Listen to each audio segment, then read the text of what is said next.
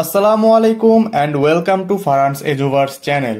So আজকের ভিডিওতে আমি হলিক্রস নিয়ে তোমাদের প্রাইমারি যে সকল কোয়েশ্চেন থাকে সবগুলোর অ্যান্সার দেওয়ার চেষ্টা করব, কিন্তু আমি এইটাতে নটরডেমের মতো ডিটেইলড ভিডিও বানাতে পারবো না, কেননা আমি তো এটাতে পড়িনি, তাই না? এটা তো আমার নিজস্ব কোনো প্রতিষ্ঠান না। কিন্তু তোমাদের প্রাথমিক যে জিজ্ঞাসাগুলো, যে ভাইয়া যোগ্যতা কেমন লাগে, তারপরে গ্রুপ চেঞ্জের ক্ষেত্রে কি কি রুলস আছে, রেগুলেশন আছে, তারপরে তোমাদের কোন কোন সাবজেক্টে পরীক্ষা হবে, এইসব বিষয় নিয়ে আলোচনা করতেই পারি সার্কুলারের ভিত্তিতে। তো চলো আর দেরি না করে মূল ভিডিওতে চলে যাওয়া যাক। এখানে তোমরা দেখতে পাচ্ছ গত বছরের সার্কুলার।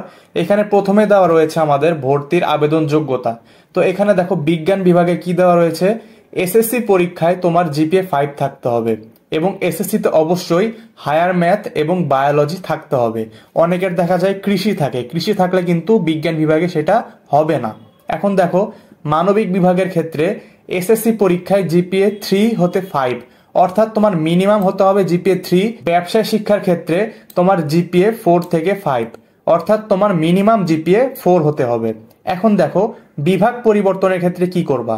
বিজ্ঞান এবং ব্যবসায় শিক্ষা বিভাগে জিপিএ 4 এবং তদূর্ধ্ব জিপিএ প্রাপ্ত শিক্ষার্থীরা মানবিক বিভাগে ভর্তির আবেদন করতে পারবে। অর্থাৎ তোমার যদি ন্যূনতম জিপিএ 4 থাকে এবং তুমি যদি সায়েন্স কিংবা কমার্সের স্টুডেন্ট হও, তাহলে তুমি মানবিক বিভাগে গ্রুপ চেঞ্জ করার জন্য আবেদন করতে পারবে। এবং যদি তুমি বিজ্ঞান বিভাগের হয়ে থাকো এবং সেখান থেকে কমার্সে বা ব্যবসায় শিক্ষা বিভাগে ভর্তির আবেদন করতে চাও, তাহলে তোমার সেই এসএসসিতে বিজ্ঞান বিভাগ থেকে জিপিএ ন্যূনতম 4.25 থাকতে হবে। তুমি যদি জিপিএ 4.25 এর নিচে পাও, তাহলে কিন্তু তুমি বিজ্ঞান থেকে বা সায়েন্স থেকে কমার্সে গ্রুপ চেঞ্জ করতে পারবে না। তো এই বছর চেঞ্জ হলেও হতে পারে, যতটুকু সম্ভাবনা রয়েছে চেঞ্জ হবে না, কেননা বিগত বছরগুলোতে বেশি খুব একটা চেঞ্জ হয় নাই। তো এখানে বাকি জিনিসগুলো তোমরা এখান থেকে পড়ে নিতে পারো, বর্তমানে আমার মনে হয় না তেমন কোনো কাজে আসবে। নতুন সার্কুলার দিলে বাকি জিনিসগুলো তখন গুরুত্বপূর্ণ। এখন দেখো কোন সিলেবাসে পরীক্ষা হবে। তোমাদের দেখো 24 সালে পরীক্ষা হয়েছিল, কিন্তু 24 সালের এসএসসি সিলেবাসের উপরেই, অর্থাৎ তোমাদের যেহেতু এখন 25, তো তোমাদের এসএসসি পরীক্ষা যে সিলেবাসে হলো সেই সেম সিলেবাস তোমাদের পরীক্ষা হবে। আর তোমাদের বই অবশ্য বোর্ড বই পড়বা। অনেকে বিভিন্ন কোর্স করে, কোন বই পড়বো, এই বই পড়বো নাকি সেই বই পড়বো। বাইরের কোনো বইয়ের দিকে যাওয়ার দরকার নাই। এখন 15-20 দিন রিল্যাক্স করো, তারপরে তুমি কি করবে, এসএসসিতে যে বইগুলো পড়েছিলে সেগুলো রিভিশন দিবে এবং সাথে অবশ্যই অবশ্যই এইচএসসির পড়াগুলো এগিয়ে রাখবে।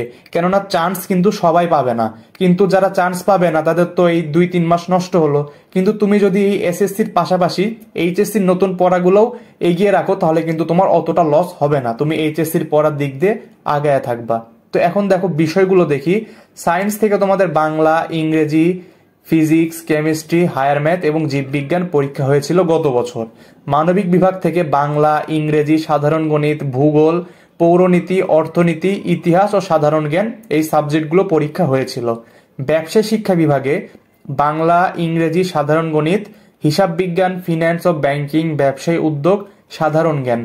আমি যেহেতু এটা ছবি দেখাচ্ছি, আমি জানি না শিওর যে তুমি ক্লিয়ারলি দেখতে পারছো কিনা, কোয়ালিটি ডাউন হয়ে গিয়েছে কিনা, সেজন্য আমি আমার টেলিগ্রাম চ্যানেলে পিডিএফটা আবার আপলোড করে দিব, সেখান থেকে তুমি দেখতে পারো। তো আপাতত জাস্ট মনোযোগ দিয়ে শোনো, আমি শিওর না তুমি ভিডিওতে ক্লিয়ার দেখতে পাচ্ছ কিনা। তো এই গেল হচ্ছে তোমার সিলেকশন টেস্টের বিষয়গুলো। তো তোমাদের যদি আরো ইনকোয়ারি থাকে যে সিট কতটি, গত বছর ছিল হচ্ছে সায়েন্স বিভাগে 780টি, তোমাদের কমার্সে ছিল 270টি, আর আর্টসে ছিল 260টি। তো এই গেল হচ্ছে তোমাদের প্রিলিমিনারি যে ইনকোয়ারি গুলা।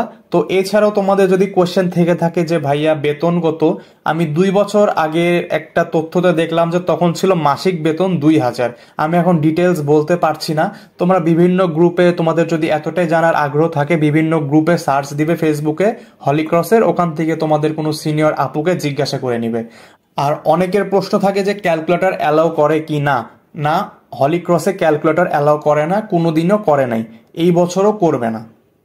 তো অনেকে প্রশ্ন করো যে ভাই কোশ্চেন প্যাটার্ন কেমন হবে। কোশ্চেন প্যাটার্ন বা আগের বছরের কোশ্চেনগুলো তুমি আমার চ্যানেলেই পেয়ে যাবে, এই জন্য আমি মনে করি না কোনো গাইড বা বই কেনার প্রয়োজন রয়েছে। তুমি ইউটিউবেই অনেকগুলো কোশ্চেন কিন্তু হলিক্রসের পেয়ে যাবে।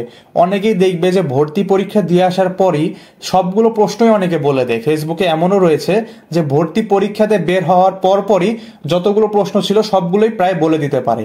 সো আমার চ্যানেলে সেই প্রশ্নগুলো এবং উত্তরগুলো তুমি অবশ্যই খুঁজে নিবে। আমি উত্তরগুলো কেন দেই নাই, কেননা উত্তরগুলো তোমার বোর্ড বইয়ে রয়েছে, আর প্রশ্নগুলো যেহেতু রিপিট হবে না তাই সেগুলোর উত্তর দিয়েও লাভ নেই যে তুমি মুখস্থ করে নিবে। বরং তুমি যদি উত্তরগুলো খুঁজতে যাও তুমি আশেপাশেও আরো কয়েকটা তথ্য দেখতে পারবে, এতে তোমার ওখান থেকে কোশ্চেন আসার প্রবাবিলিটি রয়েছে, কিন্তু সেম কোশ্চেন আসার কোনো প্রবাবিলিটিই নাই। সো আশা করি তোমাদের প্রাথমিক যে তথ্যগুলো জানা দরকার সবগুলো তুমি জানতে পেরে গেছো। আর এই আগের সার্কুলারগুলো তুমি যদি 24 সাল, 23 সাল, 22 সালের সার্কুলারগুলো দেখো, মানে চেঞ্জ কিন্তু নাই বললেই চলে। তাদের রুলস রেগুলেশন মানে প্রায় সেমই থাকে। নটরডেমের ক্ষেত্রেও তাই, হলিক্রসের ক্ষেত্রেও তাই, সেন্ট জোসেফের ক্ষেত্রেও আমি বলবো প্রায় সেমই থাকে। তো নতুন সার্কুলার আসলে আবার যাচাই তো অবশ্যই করে নিবে। সো আজকের ভিডিও এই পর্যন্তই। অন্য কোনো কোশ্চেন থাকলে কমেন্ট বক্সে জানাতে পারো, আমি ট্রাই করব সেগুলো খুঁজে অ্যান্সার দেওয়ার। তো দেখা হবে অন্য কোনো ভিডিওতে। আসসালামু আলাইকুম।